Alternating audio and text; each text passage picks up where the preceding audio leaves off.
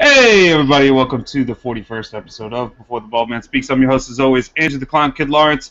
Joining me today to help break down all the action from UFC Fight Night 90, Alvarez against Rafael Dos Anjos, an unbelievable upset victory for the man from Philadelphia. Helping me break it all down, a man who's never been to Philadelphia and has no chance of coming close to Philadelphia in his life probably, Mr. Nicholas Baldwin. Nick, how you doing, brother? I'm doing good. I did just get back from the States, but it was not Philadelphia. Thanks, as always, for having me back on the show. Yeah, we appreciate you coming in here and doing a little bit of pinch hitting. As we Americans like to say, that's a baseball analogy. I know maybe your Canadian ears won't understand what I'm going for, but No. it means you came in at the last minute. You saved us a little bit here, so we appreciate it. Just like Anderson Silva saved UFC 200. And we'll get to that, but first of all, tonight we had an absolutely unbelievable main event and just a really surprising, this Brian Stan, before he ended the broadcast, said, I don't know if I can be surprised by this sport anymore, but I am. I was shocked. I'm a sucker for it. Every time I fall prey to the belief that a fighter's invincible and a fighter's going to walk away with a victory flawlessly, but that never ends up being the case. Eddie Alvarez, shocking the world. If any title was going to exchange hands, this is the one I thought most likely or least likely to do that tonight. Do you agree with that statement, Nick? Yes, I do. Oh, although Goodale with the Joanna fight tomorrow was up there as well. But yeah, if I had to choose, I'd have to go Alvarez. Yeah, it was a shocking fight. It was.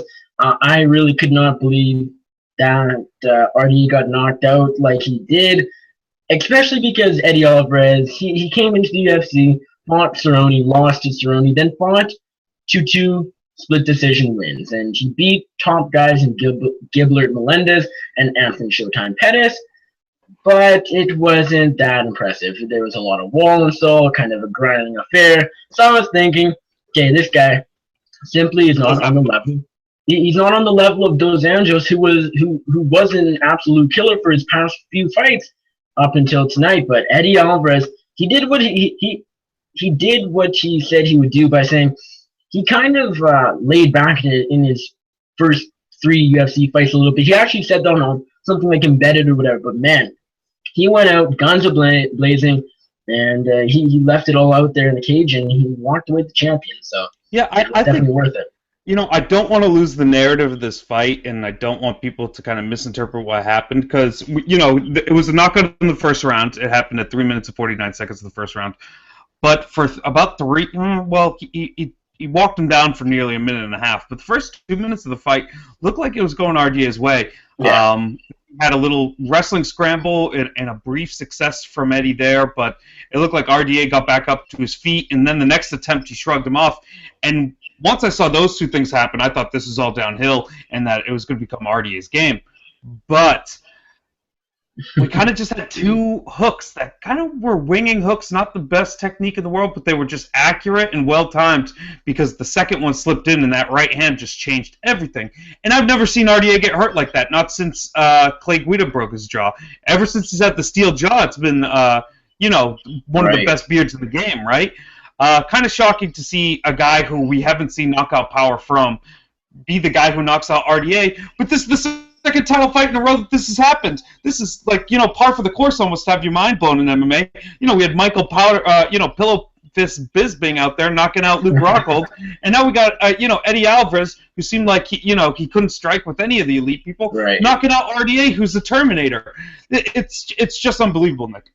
And I hate to say it, but the UFC is now, or Brazil is now UFC championless, and that would have been something that would have been unimaginable 3 or 4 years ago when half the UFC champions were Brazilian. Now, with Verdun gone, with RJ now gone, there's no Brazil champions, and I hate to say, point fingers and stuff, but I don't think this is a coincidence.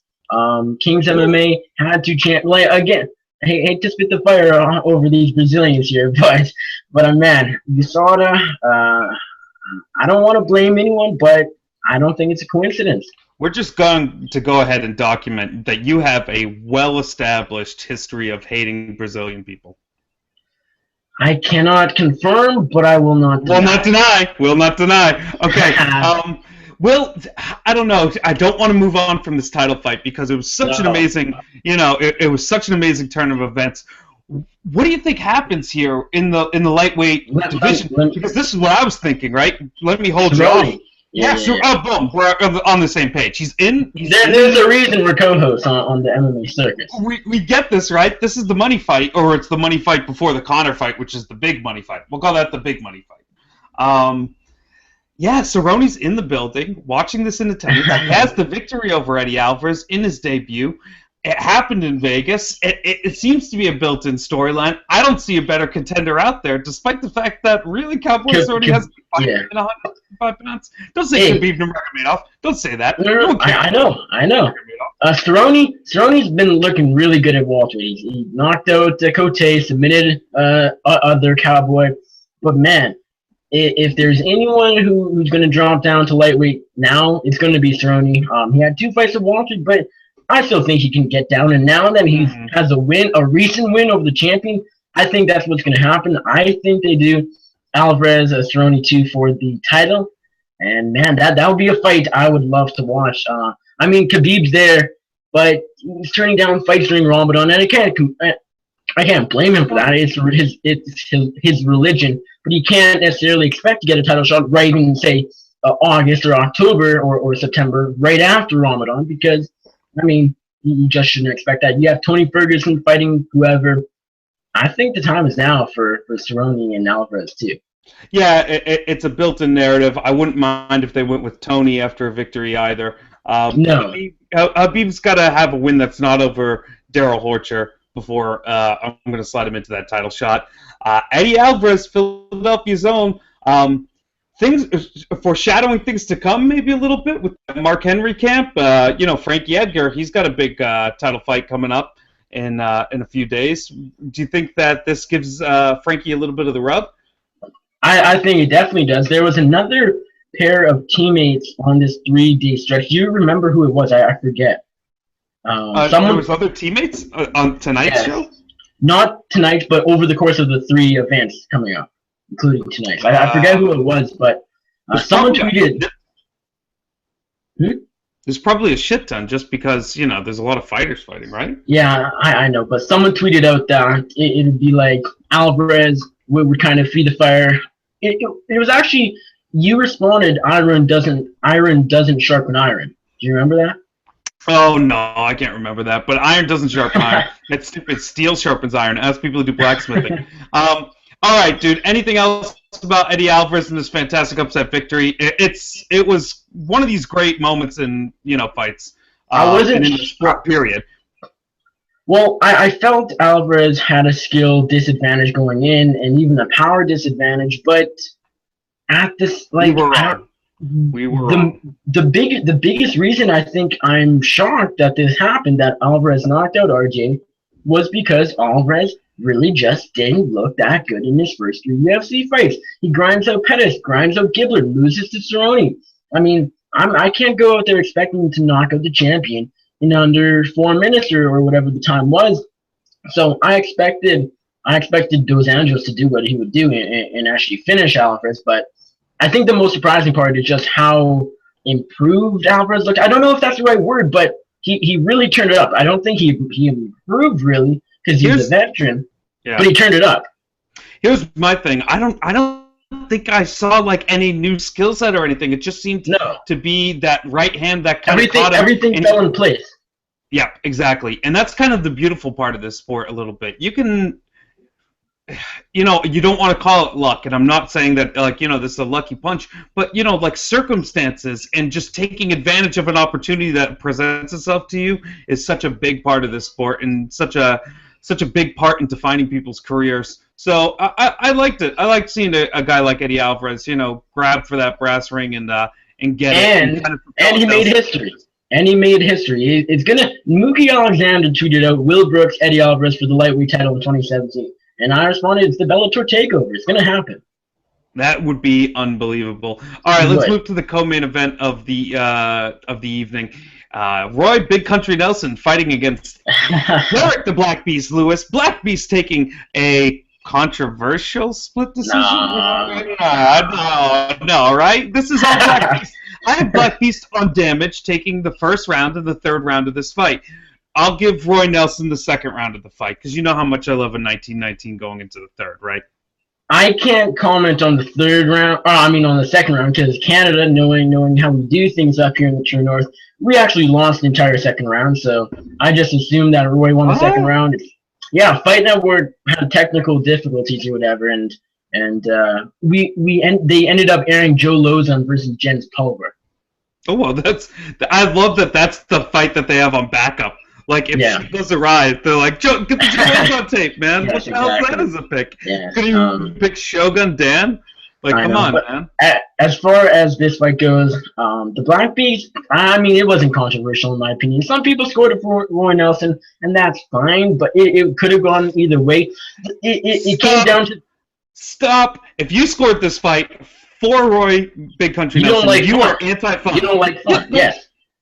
Boom. That's it. Yeah. Derek Lewis, though, third round, though, could have gone either way because Roy Nelson grinded him out with a few takedowns in that third round for the first, I would say, half the round, more than half, 3 minutes, maybe 3.5. But then Lewis just landed bombs all day in the last minute and a half or so.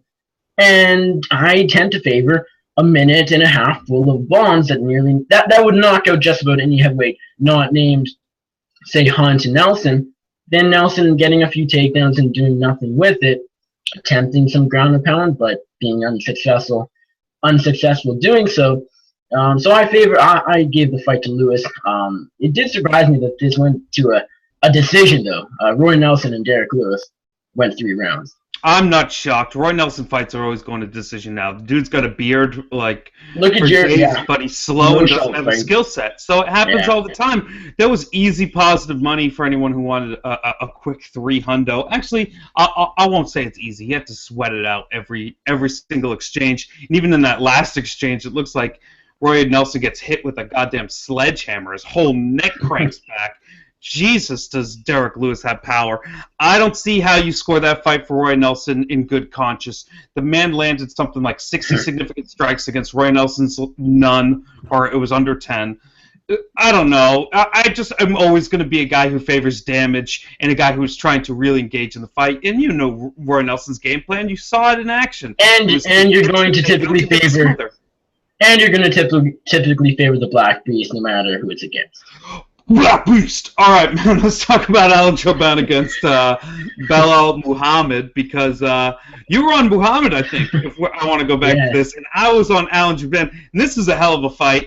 Alan Jouban takes the first round as significantly as you could take an MMA round, maybe. Kind of is in control in the second, and then we see Muhammad kind of flip a switch after getting dropped 4 or 5 times. He decided that he wanted to start forward. Aggressive fighter.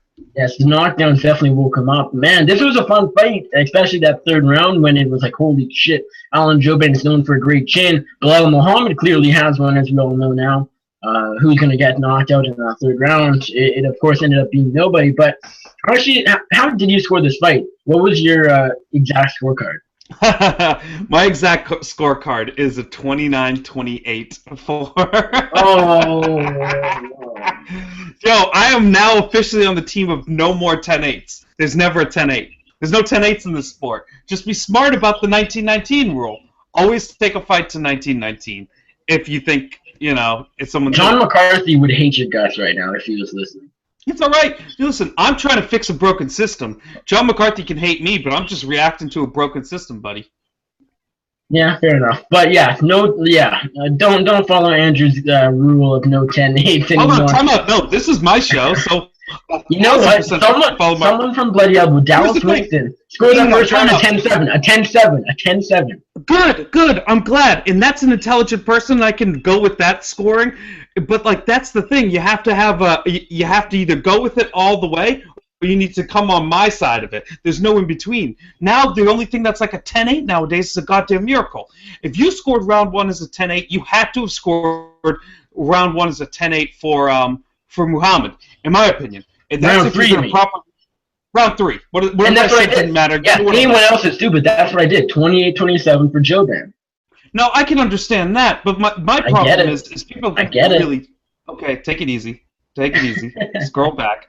Um, I can get behind this, but if we're gonna start giving out 10-8s, we got to start giving out 10-7s, and there has to be like a lot of nuance in the scoring range. Right now, how rounds are scored and how people are using the scoring system is basically like you just are giving a point. The 10-9, it doesn't really matter. You're just giving someone you want a round.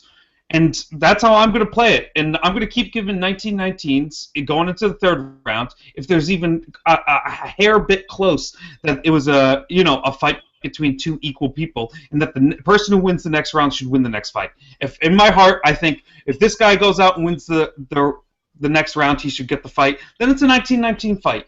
And that's how I'm reacting to its shitty system. So fuck everybody. It's doing you 10-8s.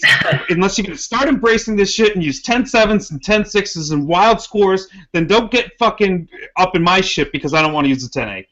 If the Black Beast went out there, dominated someone in the first round, should have been like a 10-6, what would your scorecard be? I'm sorry, repeat that. I wasn't listening.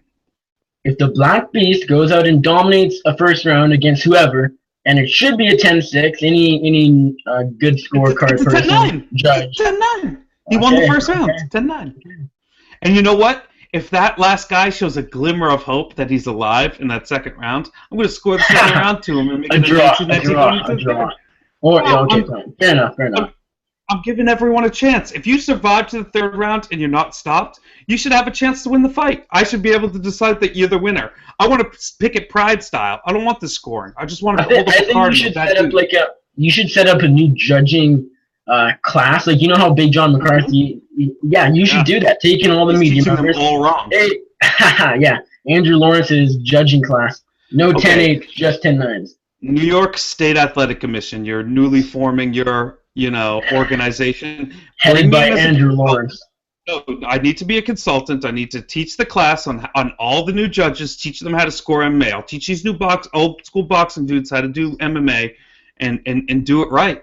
I don't want them clouded and sullied by all this like, oh, when is it? Nah, each round's an individual thing. No, it's not. Stop it. It's a fight. You're holding up a card just like the Japanese dudes did in Pride, and you're just saying this dude's a winner. That's all you're saying. No one cares about your numbers. All right, let's talk about this fight, actually. Well, yeah. I just checked. We've lost a handful of listeners, so they either want us to talk real fights or they don't like your system. I tend to think it's the latter. But Alan Joban tracked the viewership, and the only people we lost were people who were tuning in from Winnipeg.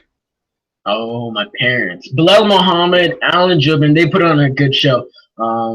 It was the second fight on the main card. I favored Bilal Muhammad here, but one negative thing going against him was the fact that he was fasting for Ramadan his entire camp.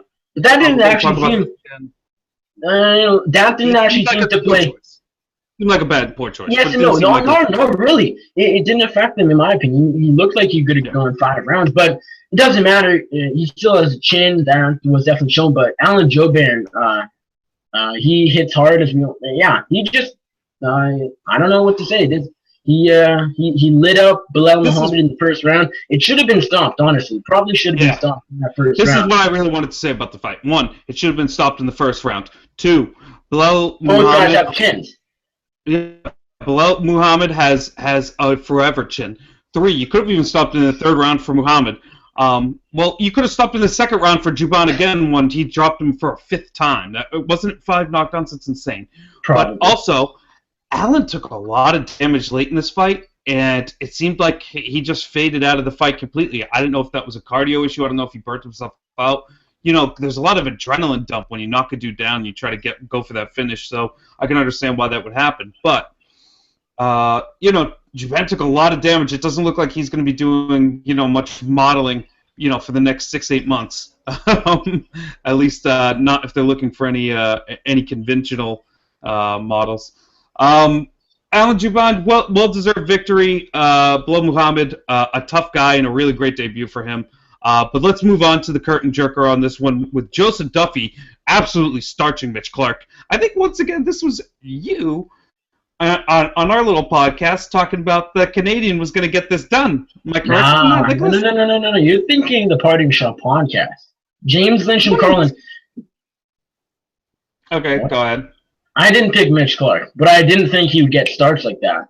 Joe I don't Duffy, think man. anyone thought that. That was No, kind of well, crazy. well, a lot of people were picking Duffy inside the distance. I thought Clark would lose, but I thought he would be able to go to the judges' scorecards against the Irish fighter. But man, Joe Duffy rebounded from the Poirier loss in brutal fashion, knocking him down. Mitch Clark like turned around and fell flat on his chest, and then Duffy lost in Head. that submission. Nope. His head hit that canvas first. He went Whatever. forward first. Fair enough. Boom. But yeah, man, Duffy just locked that in super quickly, 25 seconds. And I think Duffy's a legit top contender. Mitch Clark, I Yep. mean, you can argue if you beat Iaquinta again, but he's still a tough fighter. No, And he man, wouldn't. Duffy, yeah, I agree. Duffy just went in there and destroyed him. And I like Mitch Clark, but man, Duffy, I believe is a top contender that he's just kind of waiting there. He's not going to beat top 5 guys yet. We saw that against Poirier, but I do think he's at that top 10 to 15 level. Yep, I think he needs one of those top 10 to 15 level fights. I think that it's just a case of Diamond Poirier is a very good 155-pound fighter. Joseph Duffy's super talented, should be a ranked dude. I hope that he gets a big fight. Maybe he gets on 202 with Connor to kind of give the Irish rub. If there's another Dublin card, you could see him definitely being a showcase in that fight. God, I'm not sure if Mitch Clark really is at the athletic level that you need to be at to be in the 155-pound division in the UFC. As harsh as that is, and I know he has got some slick submission games, there's just some really dangerous dudes, and I'm not sure how much of a career how much of a future his career has at this top elite level. Yeah, I'd love to see him like fight a debuting dude in like a Canadian fight, take some time off after that shot. Definitely retool your game and come back at this after you take like 6-8 months off, 9 months off. Well, it's funny that you say take the 6 to 9 months off, and I would typically agree because, yeah, he almost got knocked out. You don't want guys coming back He got knocked out. He got knocked out from knockout losses too quickly. But I was actually going to say before you said that Clark is a guy, he's okay fighting 1 to 2 times a year. He hasn't been active in the past year because of an injury he suffered last year, but even with that happening, he still isn't a guy who likes to fight 3 or 4 times a year. And I honestly think, barring any knockout losses where he needs to sit down, recover, make sure he's not fighting with a concussion and stuff like that, other than that, I think he needs to fight more often. I think he's going to be suffering from way too much ring rust than needed when he comes back from these 1.5 year long layoffs. And fighting top guys, Michael Chiesa, now Joe Duffy, you can't suffer from ring rust and have a disadvantage in the skill set area to be able to come out successful. I agree that he should definitely fight a lower level fighter next. I definitely hope they don't cut him. I don't think they will because, as I said, look at who he's lost to. He has that win over Iaquinta. That speaks for itself. And then losses to Chiesa. And now Irish Joe Duffy. So keep it in the UFC, but put him up against a debutee, a new UFC fighter, not a future top 5 fighter. And I think that's both what Chiesa and Duffy are. Yeah, probably just some unfortunate matchups, but there's still a lot to be desired when it comes to what Mitch Clark has kind of showed in the octagon. Let's talk about this preliminary card. I'm sorry? I just said not a whole lot. Let's talk about this prelim card. Let's talk about the main event of the preliminary face bash, blah, blah, blah, Jesus Christ. Mike Powell losing kind of a come-from-behind decision from Alberto Mina. Alberto gets a KO at 1 minute and 17 seconds of the second round with an insane double flying knee. Unbelievable KO and kind of clipped a guy who's a savvy veteran. So you kind of got to take your hat off to Alberto Mina and one of the better, hilarious, unintentionally comical post-fight speeches I've heard in quite a while. I don't even remember his post-fight speech whatsoever, but that's besides the man. I actually... Hold on, let's pause right there for a second because there was a lot of just like disjointed Jesus talk. Oh, okay. But you know how much I hate Jesus talk normally? This was endearing Jesus talk. For some Unless reason, unless it's Yolo Romero, of course. certain people get the pass. Yeah. Alberto Mina got the YOLO pass. You know, he got the right to talk about Jesus anytime he wants, because it was just like insane babble. Jesus, he was like, the power of my right hand, the mythical hand, the Jesus hand. Yes, I remember that. I remember that. The only people that can talk about Jesus He hit him with the flying knee, not Alberto, hands. Bambos, Mina, and Yolo, in my opinion. Bambos can talk about Jesus until the cows come home, bro. That is allowed to do whatever he wants. All right, dude. So what did you think about Mina's victory here? Well, I faded Alberto Mina here, and I probably shouldn't have. Undefeated welterweight up and comer, but I just like he doesn't seem like that memorable of a fighter. I remember he fought on the Korea card where I was watching, probably half asleep. Might have seen some of his fight. I believe it was a split decision. Just not that memorable of a fighter. Kind of reminds me of Christoph Jocko. Ends up going out and starching a veteran just like Jocko did last month. So this was a big win for him. Mike Powell is no walk in the park, even though he's 40 or whatever. He's a veteran. He's a tough fighter. But, man, Mina took it to him and landed that double flying knee, as you said. I don't even remember it being double, but I'll take your word for it. Great performance, and I'm looking forward to seeing him back in the cage. I think he can fight pretty soon. I think he deserves a step up, too. Yeah, absolutely. An older fighter, too, so why not give him a step up in competition, see what he could do with what he has left in his career. John McDessie, Canada did have a standout moment on this card. Oh, Canada. John McDessie comes and takes a split decision victory. He gets scores of 29-28 on 2 scorecards and loses one against Mehdi Baghdad. A fun, entertaining fight, though, from the 2 strikers. Mehdi Baghdad in the 3rd round had kind of an opportunity to put McDessie away, kind of gives up position and loses that round, and in a lot of people's eyes, that kind of sealed the deal on it. What do you think's going on there? What's going on in you be an MMA psychologist, Nicholas? Get on your Freudian cap and tell us what's going on in the head of Mehdi Baghdad when he decides to pull guard in that 3rd round. Well, I have no idea what was going through his. What good are you for this podcast, man? We need you to get your psychic abilities on point and burrow into the brain of a French dude. Why can't you do it? Well, I would say, I'm a striker, so I'm going to go to the mat, because that makes tons of sense. That's why I'm a subpar UFC fighter. I'll pull guard or whatever the hell he did against a... it was ridiculous what he did. He had John McDessie very, very hurt. And McDessie, his chin has been going and going. He obviously got the broken jaw to Cerrone. No shame in losing to Cowboy, of course. Now you could call him the lightweight champion in my books, and I have no problem with that. Now with Alvarez as the champion, but yeah. John McDessie looked all right in the first couple rounds. I believe I don't actually remember the first couple rounds. Was it 1919? Probably, because I'm talking to Andrew Lawrence. They're all 1919. Yeah, so Mehdi Baghdad, yeah, he had McDessie very, very hurt, and it was kind of going to be a come from behind TKO win for the Sultan, but no, he pulled guard instead, and it just didn't work out. McDessie gets the win. It was an entertaining fight, but not a fight I'm going to look back to and say, oh, this was very memorable. Yep, definitely. All right, so for the rest of these fights, let's play a little bit of a game. Let's play. Games. Yeah, the games are always good fun, right? I'm going to bring up a list of a bunch of the undercard fights. I'm going to name the time and kind of submission, and you have to guess the Brazilian who did it. Okay. Do you get the game? I get the game. It's a very complex game, I know, but let's go for this. Okay, the first one is, let me make sure I got the time right. An armbar at 4 minutes and 57 seconds of the first round. That would be Aranchez over Sanders. Incorrect. That would be Gilbert Burns over Lucas Sakajewski. I missed that fight.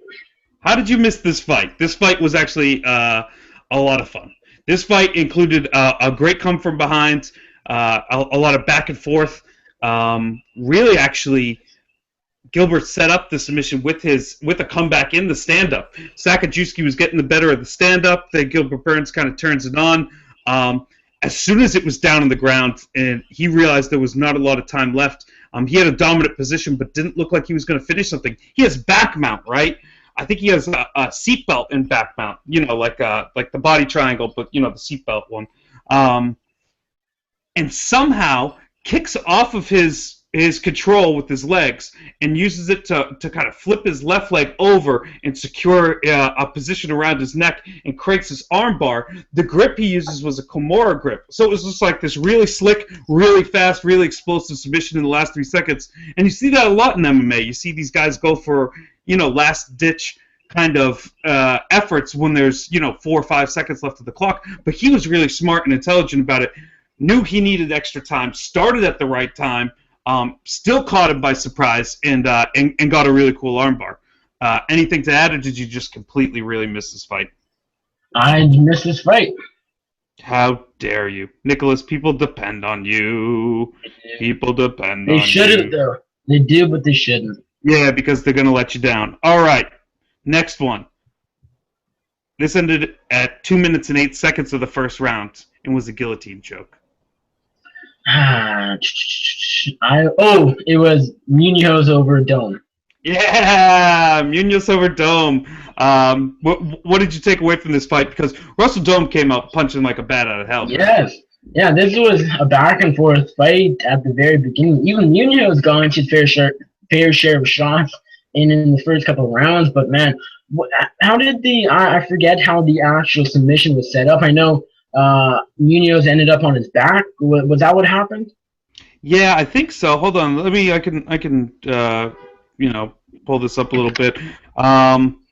It was all Delhomme, starting. It was it was just aggression, but Delhomme was smart enough to kind of stay composed even when he's in bad spots and he was backing up. I think it was a trip. Here it is. Yeah, trip takedown from Delhomme to the back, and then in the scramble, he ended up grabbing his back. But remember, Delhomme was like standing up with him, and Munoz was like still on his back, and ended up sinking in a guillotine. I think it was against the fence. Yeah, seems that way. It was a great submission. It looked for a second actually that Delhomme was going to pop his head out, if you remember, and then he repositions his shoulder and really right. Yeah, Pedro Munoz. Yeah, everyone says his submission game is great, and you gotta believe it. Russell Dome, he's no cakewalk. Yeah, his UFC career is probably over. I talked to him ahead of this fight, and he said, if I don't win, yeah, it's definitely over. I think most people agree. So that's kind of too bad, but man, Munoz, his submission game is really, really good, and it was cool to see him rebound from that loss to Rivera earlier this year. Yep, definitely. All right, this submission came in the second round at 1 minute and 39 seconds. It was an armbar.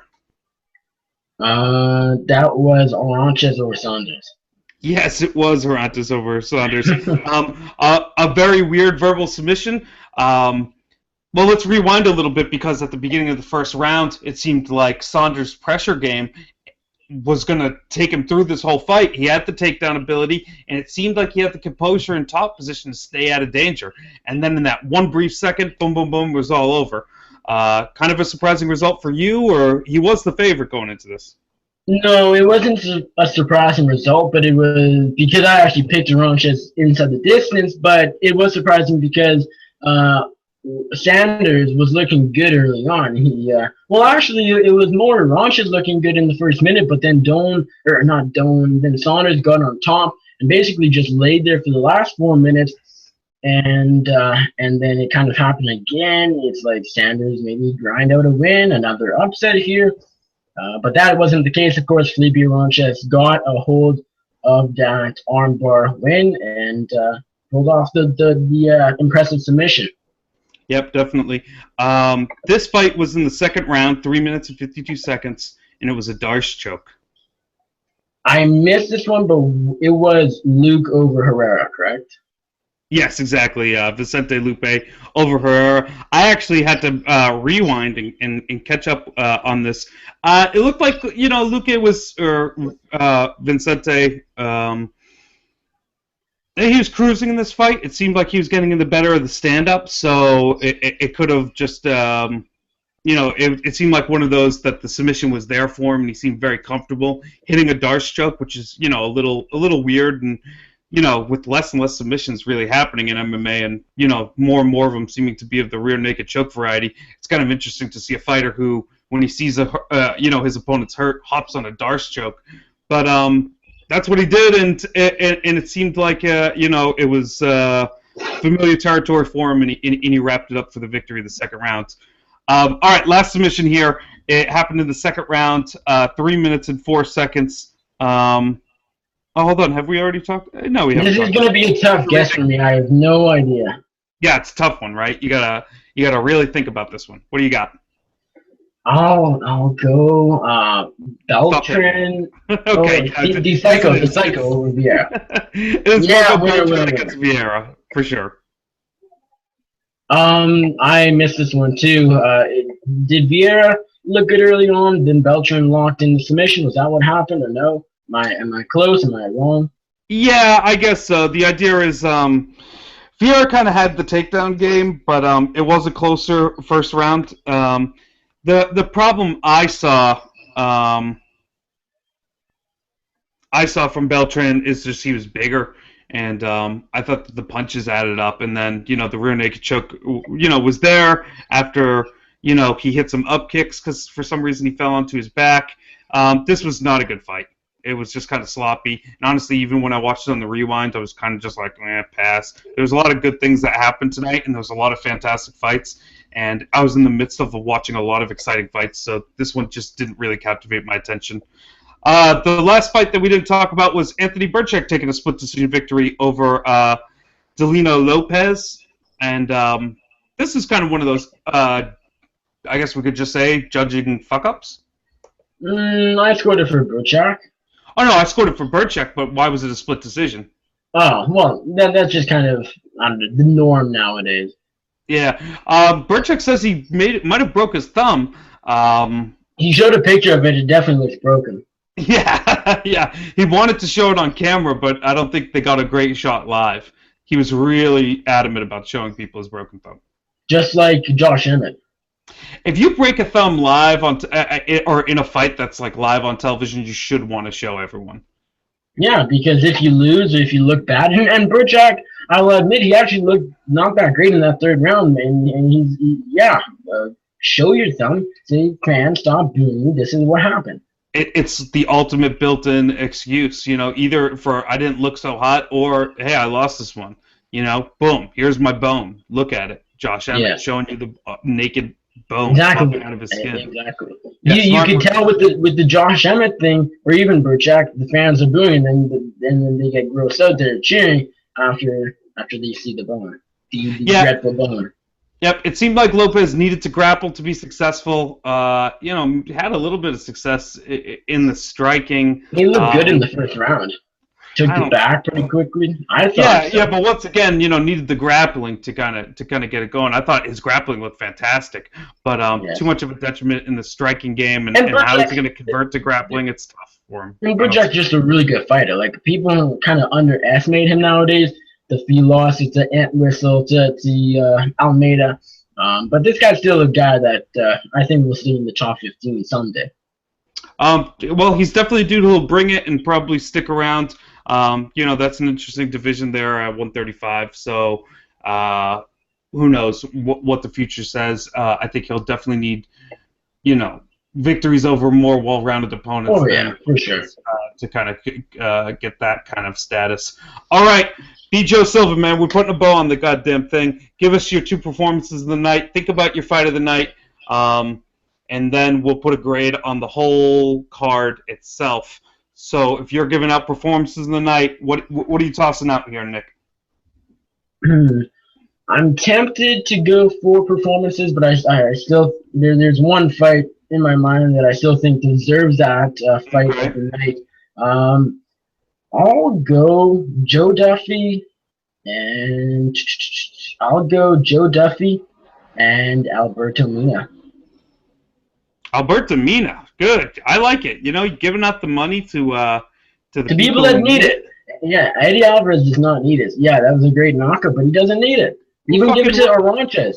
We're Robin Hood and the band of Barry Thieves. Yeah. You know, Eddie Alvarez don't need another $50K on it. Well, give it to Vincent Luke or whoever. Yeah, why can't Gilbert Burns get his pockets on swole? Yeah. All right. It's just unlucky for them. Quickly, it's unlucky for them that they're on a prelim card filled with 6 out of 8 finishes. Yeah, good lord. There's just like a lot of really there's good 5 submissions in a row to start this fight. There's 2 KOs and another submission in the main card. I'm gonna give my performance of the night bonuses. 2, 1, Mr. Eddie Alvarez. That was just too spectacular and too unexpected. Even though he's at the top of the card, and it's against my nature to give it to the rich folk. I usually give it to the common man, but I'll give it to Mr. Eddie Alvarez. He's Philadelphia and the common man if there ever was one. And I'm going to give the other one to the Irishman, Joe Duffy, just because it was goddamn fast and goddamn impressive, and I'm sorry that that's boring. What's your fight of the night, Nicholas? My fight of the night goes to pretty boy Alan Jouban versus bully Bilal Muhammad. Early on it was a bit slow, but it picked up, and it picked up in devastating fashion. Jouban dominating the first round, winning the second round, and Bilal Muhammad making a massive comeback in the third round, taking that round 10-8 on my scorecard. Jouban was still awarded the victory, as we said, but man, it was a back-and-forth fight, especially in that third round. The last minute of the exchange, just unbelievable stuff. Yep, fantastic. That was my fight of the night, too. If it hadn't been for the Black Beast versus... No, I'm joking, everybody. My fight of the night goes to Alan Jouban against... I'm surprised you didn't give 100K. I'm surprised you didn't give 100K to the Black Beast. Performance of the night, fight of the night, post-fight interview. Locker room bonuses. We didn't get to talk about his post-fight interview. If anyone has a transcript of that interview, I didn't understand most of it, but I knew it was beautiful poetry. I think we need to have, we need an official Black Beast translator. I don't need a translator. I could actually be the translator, but you just need to write it out for me because I'm just a fluent Black Beast. I'm like struggling Black Beast. You know what I mean? If you ever get him on the circuit, we definitely need a translator. It'll be like, yeah, he said this. Oh, okay, dude. Yeah. I think that'd be a great idea. Yeah, it's a great idea. I think it's fantastic. All right, man. Give this card a grade, and then we'll say goodbye to the people at home. Let's see. Top to bottom, it was a solid card. A few fights where it's like, I should have been watching. I'll give this a solid B+. B+. All right. I saw all the cards, or all the fights in this card accelerate and get better and better as we got towards the main event. In the main event, make it an A-. Make it an A-. You can't change your grades, goddammit! I can change. In the middle of my speech, you gotta do it. You gotta do it to me like that, Nicholas, every time. You disrespect me. I'll put you on the podcast, and you disrespect me. I show you respect, and you come on my podcast, and... No, okay. I give the card a name, man. It's a fantastic fight, start to International Fight Week. Nicholas, tell the people where they can find you. Be brief about it, my man. Yeah, I'll try not to go on for 5 minutes. Shout out to Anderson Silva for Oh, hold on. Let's talk about that. Anderson Silva's going to fight Daniel Cormier. How fucking stupid does MMA get, brother? Yeah, it's pretty fun, pretty stupid, but pretty damn fun. I'll be watching Cormier, this should be the main event. This should be the main event, honestly. Yeah. You should take it in Amanda Nunes main event for UFC 200. That does not sound right. I'm sorry. The UFC is embracing the freak so deep in the best of ways with Anderson the Spider Silva against DC Daniel Cormier. Come on, man. And Lesnar Hunt, but none of them are the headlining card. These are the headliners. I can't believe they're making a women's title fight the post-lines. No, it's a people's main event. Cormier and Anderson. I love how Cormier is going go to go too. It's Jones, Anderson, whoever. Might as well fight GSP in GSP's return. Anderson's last generation's John Jones, so it's all good, baby. Exactly. John Jones didn't actually pull out. John Jones is still in the fight. It's just older John Jones. John Jones is the only champion in MMA that I recognize. And he's only I think he also made history because he'll get stripped of his title again, interim title. Probably first fighter to be stripped of a UFC belt twice. Well, first fighter stripped of original belt and an interim belt. Yeah, so 2 times. Yeah, I guess so. You know, although interim titles are fake, so I mean, you could say that it's just once. Nicholas, all titles are fake, baby. All right, all right. Let's say goodbye to the people. All right, peace out. Let's say goodbye to the people at Nick UFC on the Twitter, MMA Circuit. Both of you, we banner and usually talk about music, sometimes MMA. I actually have a segment idea. We might make a segment debut next week. I'll tell you about that later. But people at Nick UFC on the Twitter, bloodyelbow.com, all my writing there. Thank you as always, Andrew, for having me on the show. Yeah, okay. All right, people. Thanks for sticking with us, and all you people who watch live on YouTube, thank you so much. This show is available as a podcast. You could, get it directly from iTunes. Just type in Before the Baldwin Speaks into your little Apple store, and you can get me delivered to your earbuds directly after the fights. What if you don't have earbuds? Well, goddammit, man, you could put them on speakers, dude. You know how technology works. I don't have to explain and be so literal with people. Stop it. We're saying goodbye to the people. Nicholas, thanks for being on the show. Adios, people. And only being, mildly annoying. So, we really appreciate I was less annoying than on the MMA Circus this past week. Yeah, you kept it in check pretty good. All right, guys, thanks for watching. I appreciate it as always. See you guys tomorrow night for Joanna Jędrzejczyk against Claudia Gadelja. Peace out, guys.